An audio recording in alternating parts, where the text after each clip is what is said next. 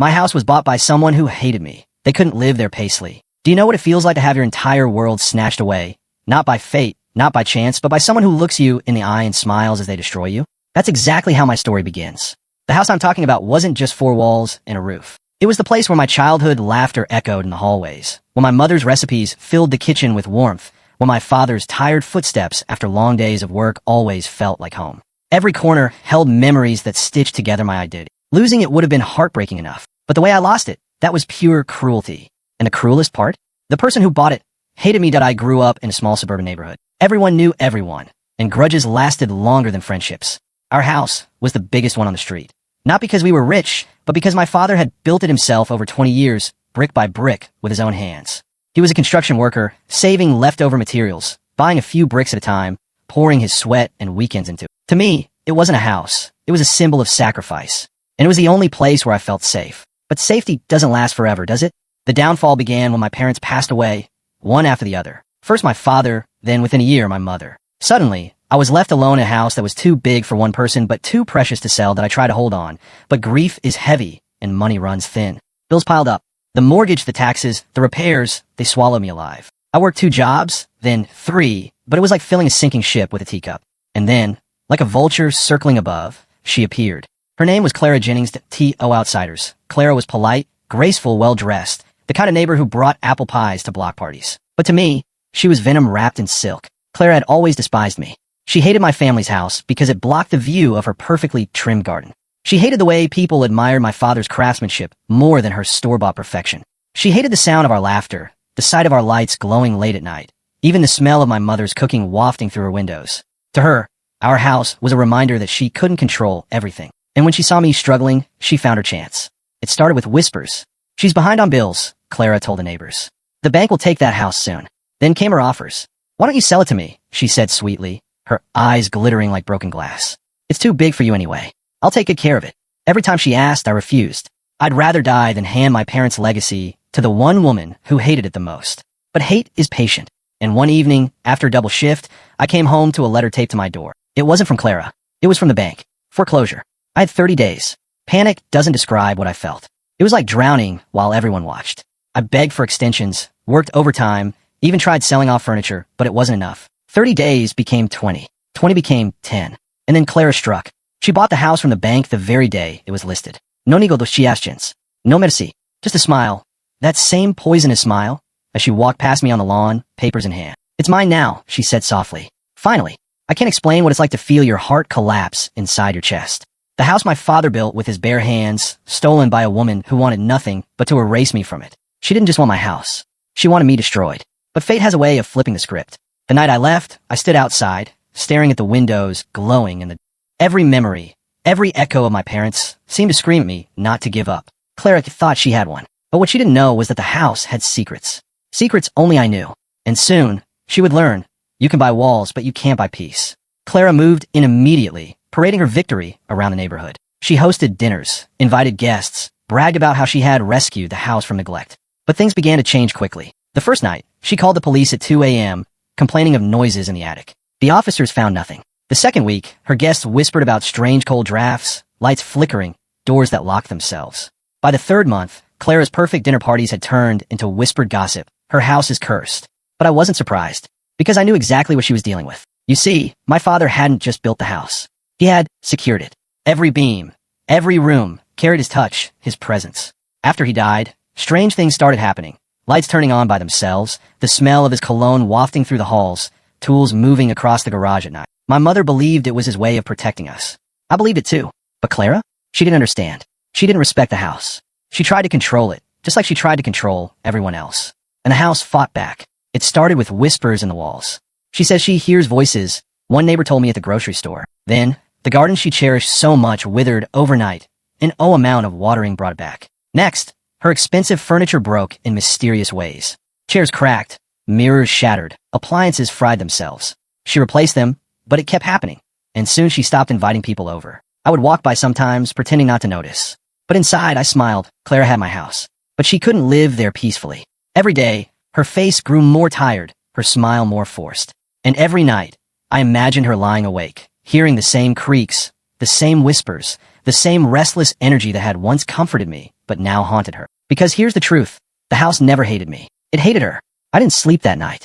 My phone was buzzing with missed calls and unread messages, but my mind was stuck replaying that cruel smirk on Marcus's face. Of all the people in the world, it had to be him. My worst enemy now owned the house that carried my childhood, my memories, my father's legacy. But what Marcus didn't know, and what I wasn't sure I wanted him to know, was that this house had a life of its own. The very next day, I drove past the property. I wasn't even sure why. Maybe it was masochism, maybe it was nostalgia, but I parked across the street and stared. The movers were already unloading boxes into the front yard. Marcus stood with his arms folded, barking orders like he was orchestrating a military mission. His voice carried across the street. Loud, arrogant, the same voice that used to mock me in high school. I clenched the steering wheel so tightly my knuckles went white. I wanted to roll down the window and yell, "You'll regret this, Marcus." But I didn't. Instead, I waited observing. That night, I got my first taste of karma. At around midnight, my phone rang. An unknown number.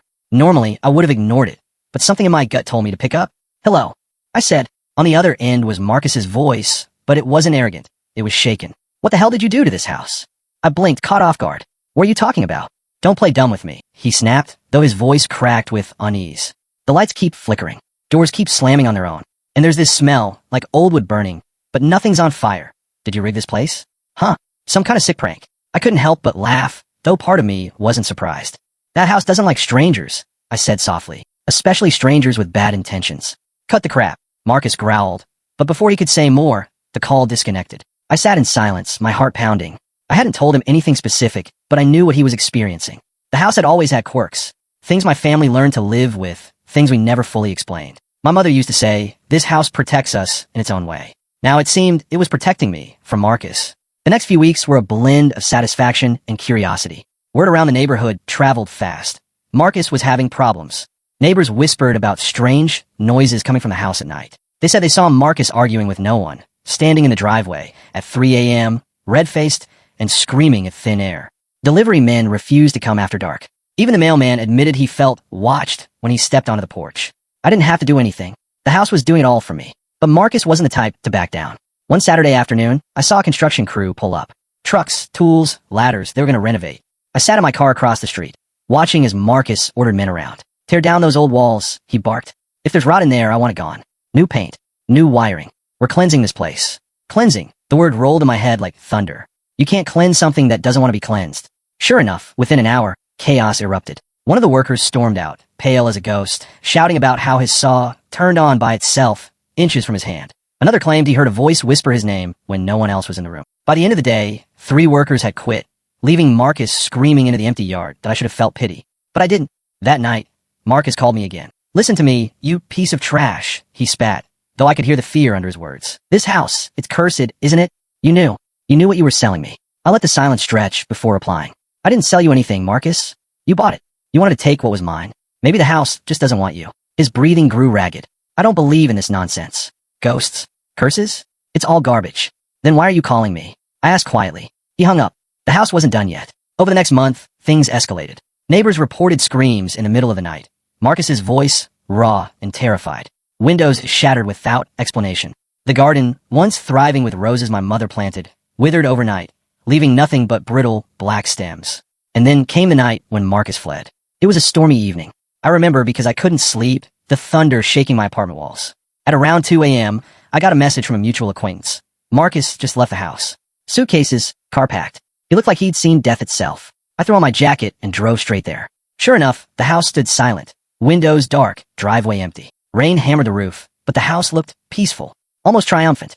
I stepped out of the car, standing in the rain, staring at the front door. For the first time in weeks, I felt no bitterness, no anger, just a strange kind of closure. The house had handled my revenge for me. But little did I know, Marcus wasn't gone for good. When he returned 2 weeks later, it wasn't with suitcases. It was with a priest. And that's where things truly spiraled out of control. The storm had passed, but something heavier was brewing when Marcus came back. I saw it with my own eyes one early Sunday morning. His car pulled up to the house, but he wasn't alone. A tall man in black robes, carrying a silver cross and a leather-bound book, followed him inside. A priest. My stomach twisted. Marcus wasn't giving up. He was declaring war. I sat in my car across the street, watching as Marcus unlocked the door. He moved stiffly, like a man walking into a battlefield he didn't trust. The priest followed, calm and composed, murmuring words I couldn't hear from that distance. For hours, I waited. Occasionally, faint chanting echoed through the windows, carried by the morning breeze. Latin maybe. Holy water sprinkled across old walls that had never needed it before. But around noon, the tranquility broke. A scream pierced the silence. Not Marcus's scream this time, but the priest's. My blood froze. The front door flew open, and the priest stumbled out, clutching his cross, his eyes wide with a fear I'd only ever seen in nightmares. He whispered something to Marcus, shaking his head violently, before fleeing to his car and speeding away without looking back. Marcus stood alone on the porch, drenched in sweat, trembling. Even the church wanted no part of my house. From then on, Marcus unraveled. He tried everything. Sage, crystals, expensive cleansing experts who paraded through with gadgets and incense. They all left shaken, muttering excuses about energies too strong to handle. The once arrogant man was now a shadow of himself. His hair grew unkempt, his eyes hollowed. I'd see him pacing the porch at night, muttering, sometimes shouting at the air like he was bargaining with someone, or something I couldn't see. The neighborhood avoided him. Children crossed the street instead of riding bikes past the house. Delivery men left packages at the curb. Even dogs refused to go near the gate, barking and whining when dragged too close. And me? I watched. I listened. A part of me knew I should feel guilty, but another part, the deeper, angrier part, felt vindicated. Marcus had tried to destroy me by stealing my past. Instead, he had chained himself to something he couldn't control. But the house wasn't finished teaching him. One night, I woke to my phone buzzing. A video message. From Marcus. Against my better judgment, I opened it. The camera shook wildly, aimed at the hallway inside the house. Lights flickered like a strobe, shadows stretching unnaturally across the walls. A door slammed at the end of the hall, then burst open again, banging back and forth as though invisible hands shoved it violently. Then the camera swung to Marcus's face. He was pale, drenched in sweat, his eyes wild. "You did this," he screamed into the lens. "This house, this curse, it's your fault. You'll pay for this. You hear me? You'll pay." The video ended abruptly with a crash. I sat frozen, phone clutched in my hand, the silence in my apartment suffocating. Marcus was unraveling, and fast. The next day, I couldn't resist. I drove back to the house. The front door stood open, swaying slightly in the breeze. My chest tightened as I stepped closer, crossing the familiar porch I hadn't touched since the sale. The air was thick, oppressive, carrying a faint metallic tang that made the hairs on my neck stand up. "Marcus!" I called. No answer. I stepped inside. The living room looked nothing like the home I'd grown up in. Furniture overturned, walls scratched with deep, jagged marks, photographs torn and scattered. The smell of burnt wood lingered, though nothing was on fire. And then I saw him. Marcus sat in the corner, knees pulled to his chest, eyes staring blankly at the wall. He didn't even flinch when I approached. His lips moved, whispering words too soft to catch. "Marcus," I said carefully, "you need to leave. This house, it's not yours. It never was." Finally, his eyes shifted toward me, red-rimmed, hollow, filled with a madness I couldn't recognize. "I can't leave," he whispered hoarsely. "It won't let me." A chill ran through me. Over the next week, Marcus disappeared, and one saw him at work, at the grocery store, anywhere. The blinds of the house stayed drawn, the porch light burned out. Then one night, the house went dark completely. No flickering, no screaming, no chaos. Just silence. Neighbors whispered. Some said Marcus had left. Others said the house had taken him. I needed to know. So, against every instinct screaming at me, I returned one last time. The door was locked, but the spare key I'd hidden years ago was still beneath the porch step. My hand trembled as I slid it into the lock. Inside, the house was still. Too still. The air was heavy, suffocating. My footsteps echoed unnaturally loud as I crept through the rooms. In the living room, Marcus's belongings were scattered, but he was gone. Only a single note remained on the coffee table, scrawled in messy handwriting. "You win." But the house isn't yours anymore, either. It belongs to itself. That was the last trace of Marcus. No one ever saw him again. His car remained in the driveway for months before it was towed away. The house has stood empty ever since. Buyers came, lured by its size and price, but none stayed past the first night. Realtors stopped showing it. The for sale sign rotted in the yard. Sometimes late at night I drive by. The windows are dark, but I swear I can feel it watching me. Not in a hostile way, not anymore, but in a protective one. It doesn't belong to Marcus. It doesn't belong to me. It belongs to itself. And maybe that's the way it was always meant to be.